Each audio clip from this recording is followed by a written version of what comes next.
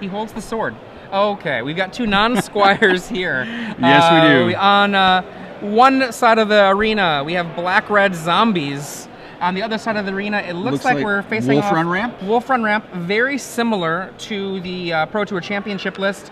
A couple of small differences. There is a Red Sun Zenith in this list and a Worm Coil engine. So we're going to see Jason Black lead off. He's got a Galvanic Blast for Conor McCormack's Diagraph Ghoul into a turn 2 Sphere of the Suns. Whereas Conor McCormack draws, it looks like he's got at least one more land in his hand. Can't see what else, unfortunately. But Jason Black taps out on turn 4 for Sadbot. Now, it's funny, earlier Matthias was saying that they called this the 2-4-6, turn 2 ramp, turn 3 ramp into 4 mana to 5 mana, and then 6 mana on turn 4. The 2-4-6 being the crazy start that you really don't want to see if you're on the other side of the table. That would be pretty bad. So right now we have Jason Black with 5 mana sources in play. Conor McCormack has 2. And this could, let me see, it looks like Jason Black is running 6 Titans, 4 Primeval, and 2 Inferno, as well as a Worm Coil engine. So those are all solid options. Looks like we have a Geralf's Messenger for Conor McCormack, which is going to put Jason Black down to 18. Geralf's Messenger in a lot of ways has been called the reverse Kitchen Finks, Yes. and that's a pretty appropriate name in a lot of ways. It absolutely is. It's got Undying, it hits for 2 on the way in, it hits for 2 on the way out. Another solemn swing. Look at that. No fear. I think he's just going to go over the top of that zombie there. It's 3-2. What do you expect, a 6-6 coming down? Yeah, maybe? we're looking probably a Primeval Titan. Boom. There he is. You know, I keep forgetting that people play this card in formats other than EDH. But, wow, okay, so we're going to have Jason Black. I take it you're a Commander player. Just a little bit. Just a little bit. I may or may not have lost days of sleep to playing EDH. So it looks like Jason Black, goes for double Inkmoth Nexus? Off Primeval Titan? I think I see a Wolf Run there at the bottom of that stack. Yep, he just played that this turn.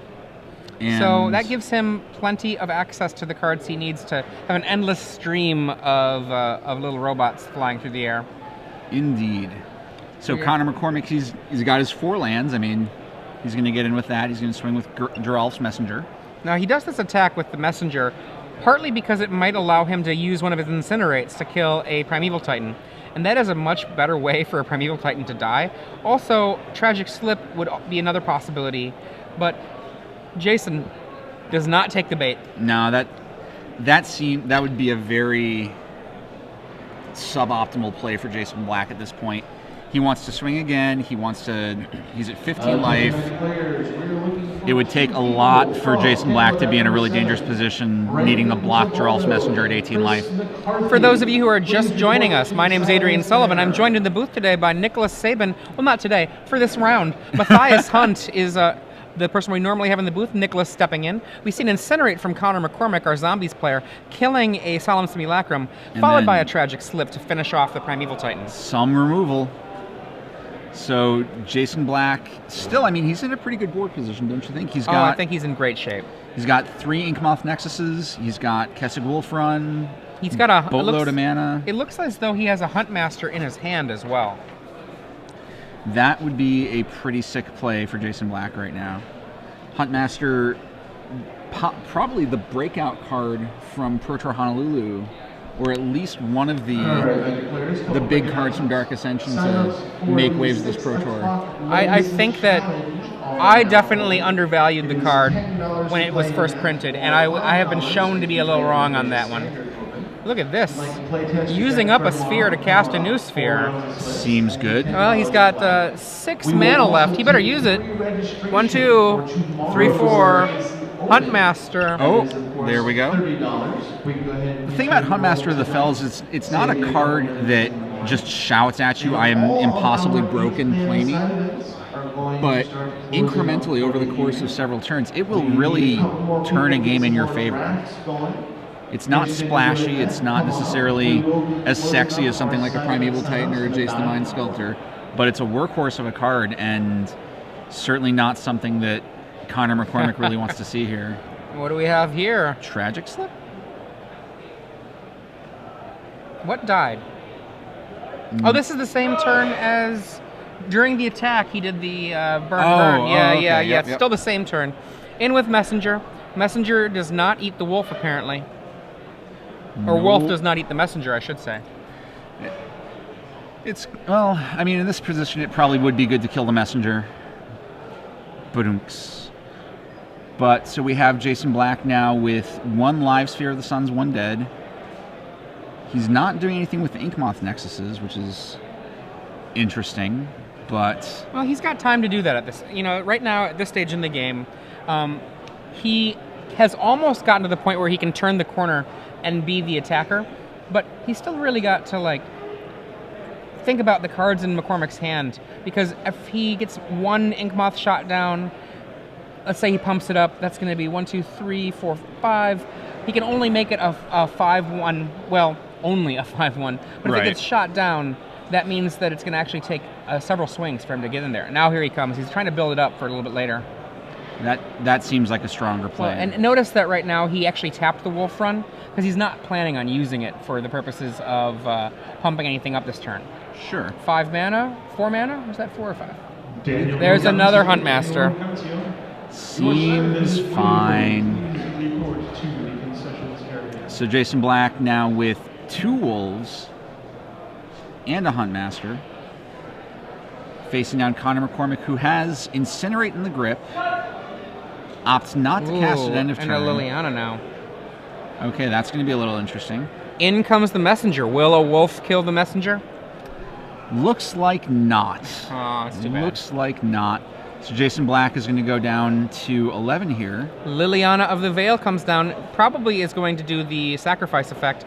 A tapped wolf dies. Incinerate is available from Conor's hand. He says go. So we're going to see Jason Black untaps, draws, looks like a land. Your eyes are finer than mine. And yet we both wear glasses. So we're going to see probably more Inkmoth Nexuses swing from Jason Black at this point. Now that he's actually got that poison in there, it's worthwhile to just push this through another turn. Is he going to tap the wolf and attack? Or is he going to hang back? I think you got to turn him sideways at this point, to be perfectly honest with you. And look at that. He's spending some manas. 1, 2, 3, 4, 5, 6. Another Titan. That would be an acceptable card. Let's see. Yep, Inferno. Oh. 1 to your noggin and anything else? Now remember, the damage, you target the player, and then once the damage is essentially resolving, then you can redirect it, but have to redirect all of it to a Planeswalker. So what Jason, I'm sure, would love to do here is go 1 to Liliana, 2 to Connor, but... That's not how it works. I think he's trying to. Nope. I think that's what he's trying to do, though.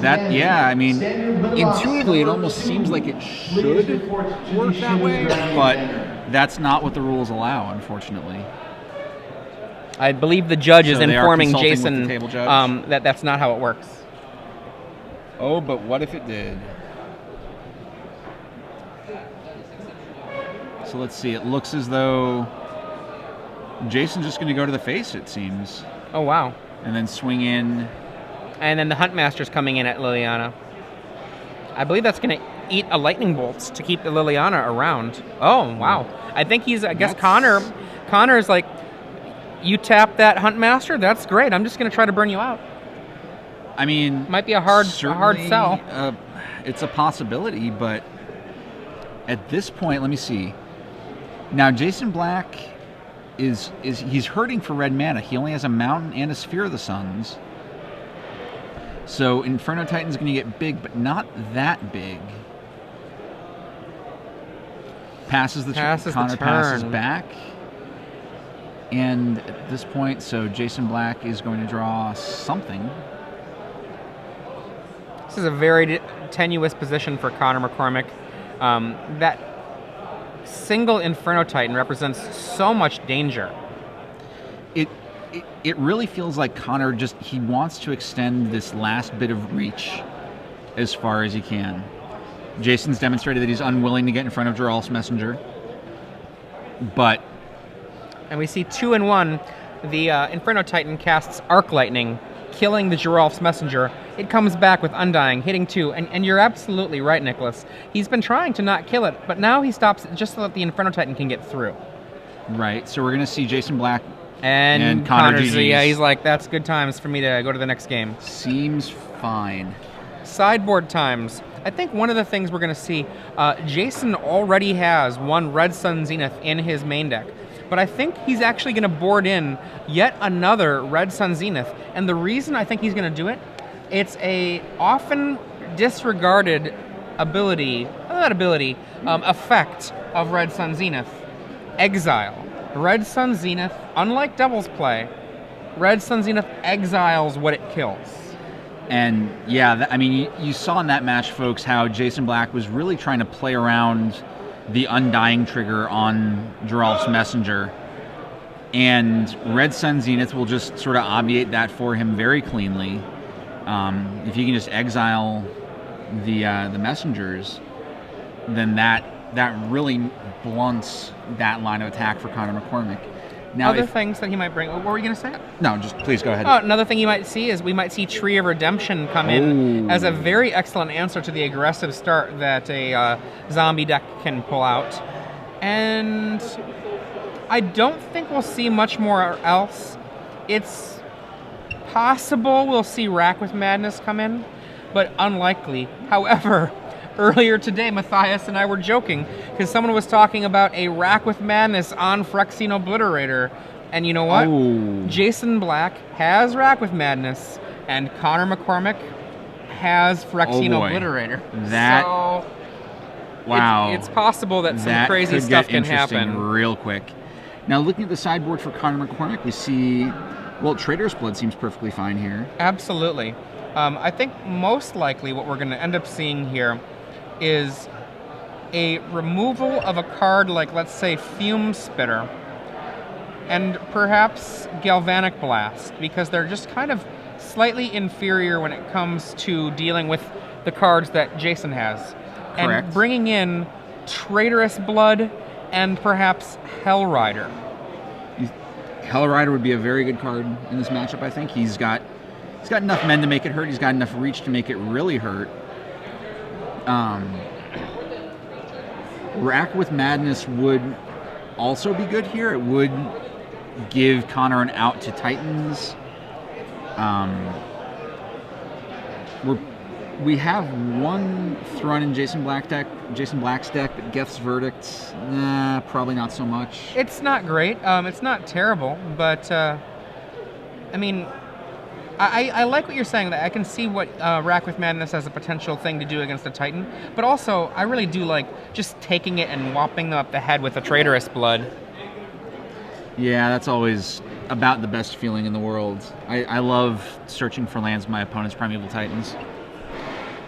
You know, it's sort of like, and this won't apply to everyone. Not everyone is going to agree with this statement, but when you Traitorous Blood a, let's say, Inferno Titan, it's sort of like you got some bacon sizzling there on the griddle. You're just like, oh, this is gonna feel so good when I eat it. Oh man. Oh boy, ladies and gentlemen, Adrian Sullivan, bacon enthusiast. I've got bacon sleeves and I play with them. I believe you. I've seen those sleeves. So looks like they're ready to present. We're going to see Game 2, Jason Black up 1 game on Conor McCormack. It looked like Jason really just had a much stronger opening.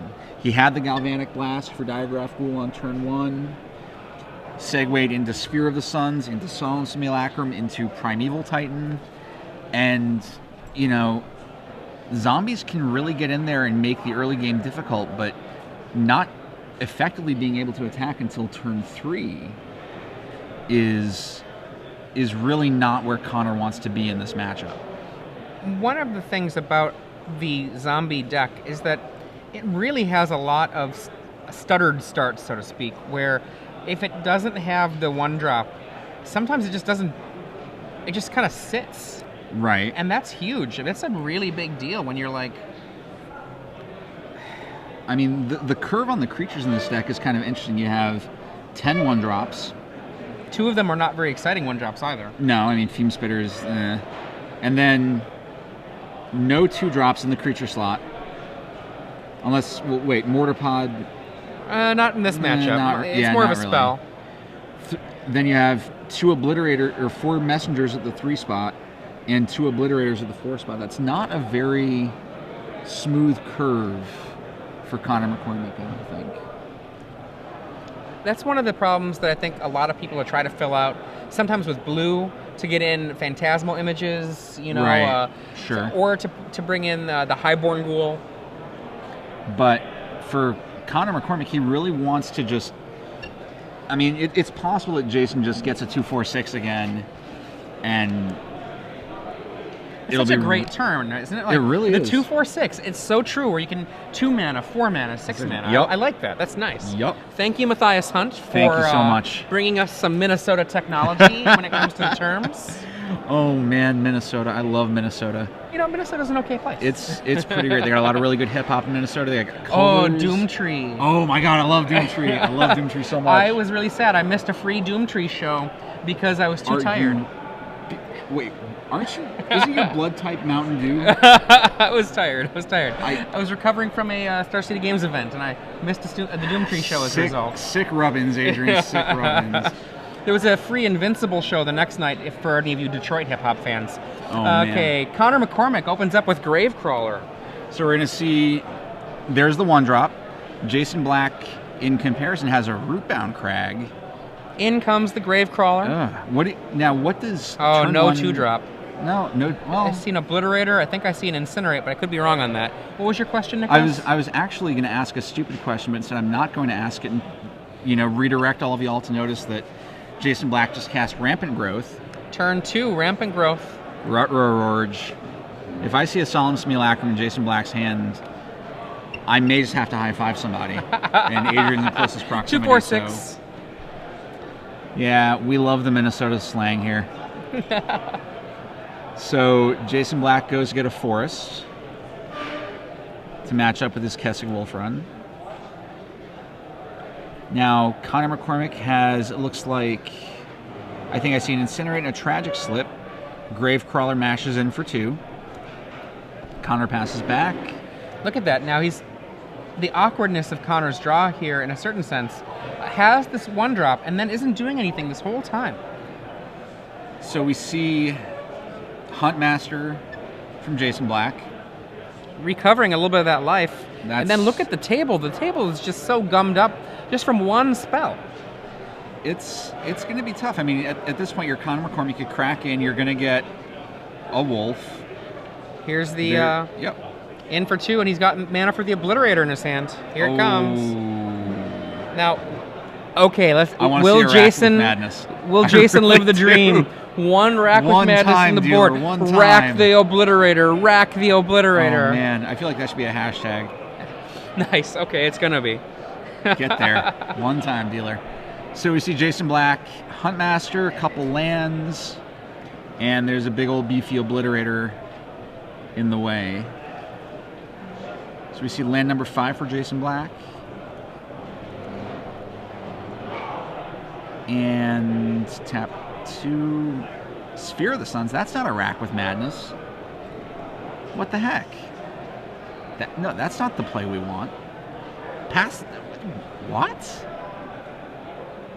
Conor McCormack checking to see that, yes, Huntmaster really does get quite silly.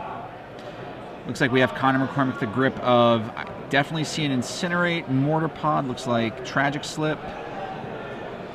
So Mortarpod is, I don't know, possibly going to turn on Tragic Slip for Conor McCormack here. Conor cracks in with Obliterator and Gravecrawler. How do you block at this point, Adrian? Like, what do you, if you're Jason Black? Well, you don't want to block the Obliterator at all.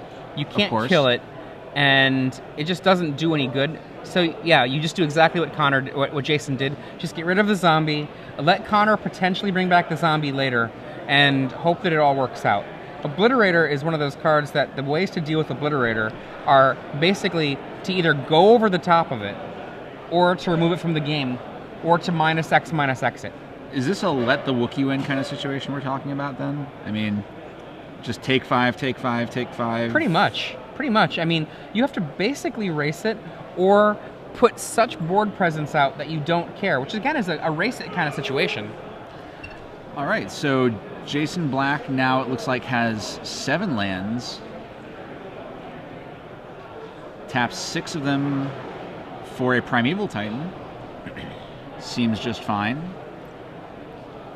Jason getting Inkmoth Nexus. And what else? Just another Inkmoth Nexus, it looks like, folks. And Matthias Hunt walks by just in time to see the tweet of the Rack with Madness, the Obliterator hope. That I could die a fulfilled and complete man. Well, I'm kind of sad that Matthias wasn't here in time to see the 2-4-6, because instead it was more of the 2-4. Let's hang on a second. So we're going to see Jason Black swings in. Mortar Pod gets in the way, and then Tragic on the Titan after Mortar Pod got in the way of Huntmaster, and not looking that great for Jason Black. Dragon Skull Summit turns on red for Conor McCormack. He equips the Mortar Pod to the Phyrexian Obliterator, comes on in, guess? take 5. Well, I mean, why not? He's got nothing else to do with the mana. Sure. It's not great, but, you know. Oh, boy, is he going for the kill? It's going to be a Brimstone Volley, maybe? And the Boom. Brimstone kill. Boom. That hurts. Wow, okay. So with that, folks, we see Conor McCormack tie up 1-1 against Jason Black. Looks like that was more in line with the kind of opening Conor McCormack wants in this matchup. Yeah, well, I mean, he doesn't have the kind of deck that can really, really push the kind of aggressive draws the black-blue ones have, because he really only has a couple of spells for his 1-drop, no spells for his 2-drop that are particularly aggressive, and his 3-drop is also thin. But what he does to make up for that is a lot of burn. A lot of burn. Yup. Both of these players are undefeated right now, so it's not as though, you know, they've been being slouches today. They've been working hard to get here. I believe 6-0 were Conor McCormack and Jason Black sitting down against each other. Seems fine. Now, you'd mentioned, Adrian, that Conor McCormack's packing a lot of burn. It looks like he's got 10, he's got 4 Incinerates, he's got 4 Brimstone Volleys, we have 2 Galvanic Blast, Trips Mortar Pod, which, I mean, not exactly burn, but... Well, it accomplishes some of the same purpose, particularly if you have a Grave Crawler, another zombie, and a Mortar Pod. It's very inefficient. You know, it's 3 mana to get 1 damage, but it's a little bit of poking away. So it's Rod of Ruin, basically, is what you're saying? Well, it's not just Rod of Ruin, because it's a poly artifact rather than a mono artifact. So it's poly Rod of Ruin. Since you're going to bring up Rod of Ruin, I'll bring up some old school terminology. Yeah, mono artifacts, poly artifacts. Now, for those of you who don't know, way back in the day, a lot of cards that were artifacts did not have the tap symbol on them. Instead, they said poly, which meant you would tap it to use it. Was that poly or was that mono? No, that was mono. Sorry. Yes. So you would tap it to use it. So Mox Ruby, mono artifact. Yep. Howling Mine, poly artifact. And now we've just sort of done away with that because we have the tap symbol. Looks like Jason Black getting one last shuffle in, trying to make sure that everything's randomized nice and neat. It bears noting, folks watching at home, when you're shuffling in between games, you have 3 minutes to do everything. That means make your sideboarding decisions, that means shuffle your opponent's deck. Once you present, you're good. If you need to mulligan, if you need to draw, redraw, that's fine, but we do expect you to play reasonably when you're doing your mid-game stuff. Okay, I have a question for you. Sure. So I would view this as, what do I call it, unsporting. Okay. If a player was ahead in a match and the game took a while, if they milked that 3 minutes with every mulligan and just mulliganed way down. Mono artifact and continuous mono artifacts. And continuous, those were the terms. But I would view that as unsporting. Let's say it like took 35 minutes to finish game 1 on a match. Sure. And then I shuffle, and we're at 38 minutes. And then I mulligan, and we're at 41. And then I mulligan, and we're at 44. That just seems really unsporting to me. Is there something you could call on? Let's hold on that thought for a second, sure. actually. 2 mana versus 2 mana. Think on that, though. Yeah, absolutely. So we see, looks like Jason Black doesn't get a 2/4/6, but Conor McCormack's draw is also pretty slow. I mean, he's got the Geralf's Messenger on turn 3, but he really wants a Diregraph Ghoul on turn 1 to go with that. Or a Gravecrawler even. Either of those would be perfectly fine. So we now see Jason Black on turn 4. It's going to be at 18 life from Geralf's Messenger entering the battlefield. Geralf's Messenger entering the battlefield. Thinking. Casting Red Sun. Boom. And it doesn't come back. No, he's saying exile. Exile. Read it. What? What does that do? Read the friendly card. What? Oh my god. Really? That seems so good. Red Sun's Zenith. Shuffled back in. Ah, sick life. Sick life. Yeah, in testing for a Pro Tour with Patrick Chapin, he asked me why I didn't have Devil's Play in my deck.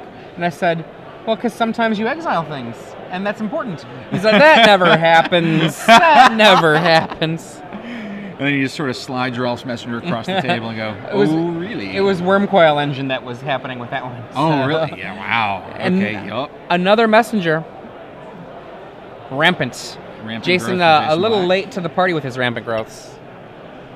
Yeah, that would have been a much better turn, too. But we do have Jason Black at 16. Conor McCormack still at a healthy 20, untaps. Looks like Jason Black's going to go to 13. And we see... Say it go. Is that a Brimstone Volley in Conor McCormack's hand? I think it might be. I think I see a Galvanic Blast in Jason's hand. There's Jen's Thorin, the sad robot. That's not Jen's Thorin, that's just a wacky old robot. Yeah, well, you know what? In my head, whenever I see invitational cards with new art that doesn't look like the invitational person, I ignore the new art and I make it into the correct art in my own head. Is it true that Chris Picula is the black one? He has recently become one, apparently. How Arc Trail. awkward. Arc Trail from the board. So we're gonna 2 and 1. Yeah, I really don't like the swapping of the art. If a player wins an invitational, they deserve to have their art on the card. Yes. You could make new invitational art. It's happened for certain players, Kai Buddha. Well, I mean, as it turns out, for those of you who weren't playing on the Pro Tour when Kai Buddha was playing, he does not, in fact, weigh 500 pounds, as the Onslaught art forward mid Prodigy would ask you to believe. He's not a delicate flower, but he's certainly not a sumo wrestler. So we see Huntmaster of the Fells for Jason Black on a precarious 11 life, facing down Conor McCormack's Geralf's Messenger. Now, as opposed to last game where Conor seemed pretty choked on the red. Oh, look at that Galvanic Blast. Really? Wow. Really? I think that might have been during upkeep. Possible? Yeah. Yeah, that makes sense. So we're going to see... Oh. I love Tragic Slip because it's funny, but at the same time, I would just gnash my teeth and wail in despair anytime it was played against me. Now, Jason Black's got a pretty healthy grip. He's only got 5 lands out, which is not quite enough. So we're going to see Jason at 7, Conor at 20. And gosh, if you're Jason Black at this point, Adrian, what do you want? What are you hoping to get from your deck at this point? More Huntmasters. More Huntmasters? There we go. You mean like that one? Yeah, I like that one. Must be nice. I mean, what you basically just want is to have your life total climb up a little bit, just to get out of range of some burn. So we're going to see... Looks get in for Wolf. Conor going to 18. Now, Conor McCormack has a Traitorous Blood in hand. He's saving it for a rainy day. But, I mean, one of the dreams that you can live... there we got a Gravecrawler. Is that from the yard? I think that was from the yard. That was from the grip. Okay. He has one in the yard, doesn't he? Does he, or was that last game? I think that was last game. Okay, okay. You really want to kind of live the dream with Traitorous Blood and steal something like an Inferno Titan. It's definitely tempting. Wolf Chump. It's a cool play. It's not... You want to be able to tell your friends that you blew them out, but that's not always how it's going to be. Looks like a Galvanic Blast finishes things off. Seems good. So we're going to see another Tragic Slip. My word. So Jason Black untaps. He has a wolf facing down a Gravecrawler. And I got to imagine that this is a board position that's more to Jason Black's liking. He's at 11 life, not terribly good, but not miserable either. And Conor McCormack has just been drawing land like it's all he's good for. But he does have, it looks like, Tragic Slip, Mortar Pod, and Traitorous Blood in his hand. So he almost, at this point, wants Jason Black to cast a Titan. He's almost saying, go ahead, just cast it, just one. It'll be cool. This is one of the things to be very careful of when you're playing against a deck that has aggressive cards and red. Oh, look at that. Just a nice clear the way, in for 2. Oh. Now, Conor McCormack cannot go Rod of Ruin at this point. So Jason Black untaps and throws down a Worm Coil Engine. Oh. Oh boy. I think we're seeing game. GG. I think that might be an all she wrote. Oh, and the GG. hand is extended. Wow. And he had the Brimstone Volley as well. Yeah. Seems... A quick 2-1.